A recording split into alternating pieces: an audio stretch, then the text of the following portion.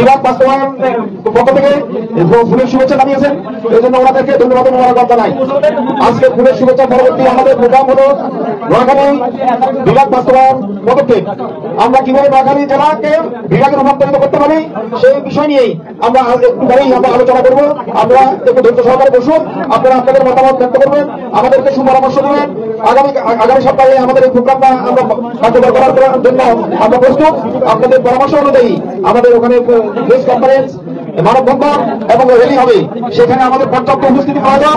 আপনারা সবাই মিলে হাজার হাজার লোকের সমাবেশ করে আপনারা দেখিয়ে দেবেন নোয়াখালীবাসীর উপর বিভাগ দিতে হবে, নোয়াখালীবাসী বিভাগ চায় এবং নোয়াখালী বিভাগের সম্পূর্ণ উপযুক্ত। সুতরাং এই সমস্ত আহ্বান জানিয়ে আমরা সরকারের দৃষ্টি আকর্ষণ করবো, সরকার যেন বাধ্য হয় নোয়াখালীকে বিভাগ দিতে। সুতরাং এই বিভাগ বাস্তবায়ন কমিটি অত্যন্ত সঠিক, সুন্দরভাবে এবং বরিষ্ঠভাবে পদক্ষেপ নেবে বলে আমি মনে করি। ইনশাআল্লাহ আমরা বিভাগ বাস্তবায়ন করে ছাড়বো, সরকার আমাদেরকে বিভাগ দিতে বাধ্য হবে। ইনশাআল্লাহ নোয়াখালী বিভাগে উন্নীত হবে, এই আশাবাদ ব্যক্ত করে আমি আমার বক্তব্য শেষ করছি। ধন্যবাদ সবাইকে।